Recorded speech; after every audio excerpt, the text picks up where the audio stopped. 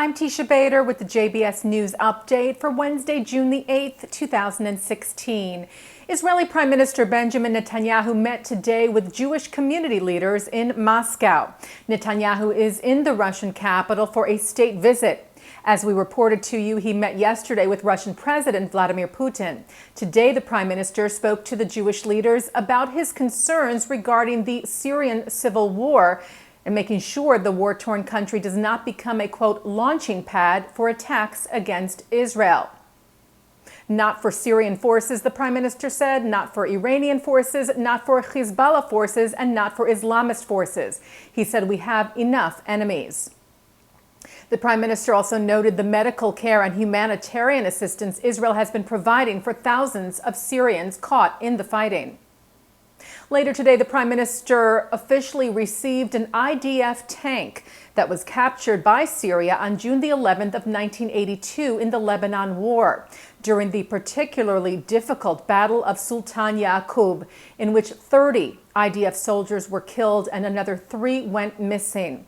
Netanyahu thanked President Putin for the, quote, warm humanitarian gesture of the tank's return and vowed that Israel will not give up on finding its missing IDF soldiers from the incident.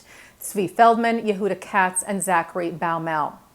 The tank will be transferred to Israel's Armored Corps Museum at Latrun, just outside of Jerusalem.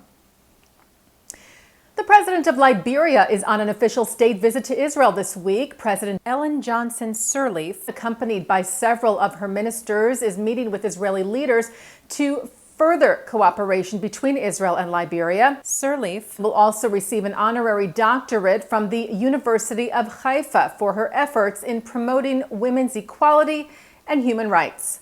She is the first woman to be elected to the head of an African state and has been called the Golda Meir of Africa. Israel Aerospace Industries announced a new system for drone detection, identification, and flight disruption yesterday. The Drone Guard is designed to counter the sharp rise of small drones.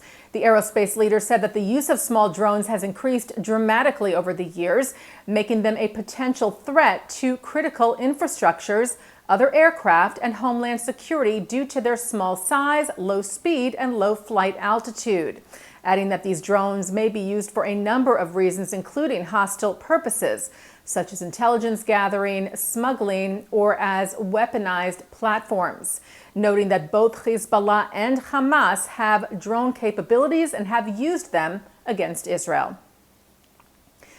National Security Advisor Ambassador Susan Rice reaffirmed the strong ties between the U.S. and Israel earlier this week while addressing the American Jewish Committee's Global Forum in Washington, D.C. Rice told the nearly 3,000 gathered at the address that our commitment to Israel, as always, transcends partisanship, adding that Israel's security isn't a Democratic interest or a Republican interest, it's an enduring American interest. Rice also spoke of efforts to delegitimize Israel. She said when one nation is targeted relentlessly, obsessively, bitterly, as Israel is, that's just wrong, it's ugly, it's bullying in the guise of diplomacy. It has to stop. Yesterday evening, the U.S. House of Representatives voted to pass a bill calling upon Germany to increase restitution support for Holocaust survivors. The bipartisan resolution, which passed unanimously, aims to make sure that all Holocaust victims live with dignity, comfort, and security in their remaining years, calling on Germany to, quote, reaffirm its commitment to this goal through a financial commitment to comprehensively address the unique health and welfare needs of vulnerable Holocaust victims, including home care and other medically prescribed needs. The bill was sponsored by Democrat Ted Deutsch and Republican Ileana Ros-Lehtinen, both of Florida. Ros-Lehtinen said yesterday that it's been over 71 years since the end of World War II, and even though they've lived through the unspeakable atrocities at the hands of the Nazis, Holocaust survivors today continue to face lingering injustices. She said it would be a travesty if humanity once again failed these individuals by ignoring their plight. A Japanese diplomat who helped save thousands of Jews during the Holocaust was honored in Israel yesterday. Chione Sugihara issued thousands of exit visas to Jews fleeing the Nazis in Lithuania against his government's orders. His actions are said to have saved some 6,000 Jews, 5 times as many people as Oskar Schindler. Sugihara, known as Japan's Schindler, was honored today in the city of Netanya, where Mayor Miriam Fierberg-Ikar unveiled a new street sign bearing Sugihara's name. The Japanese hero died in 1986. His son, Nobuki Sugihara, was present at the street naming ceremony yesterday, where he expressed his gratitude to the people of Israel.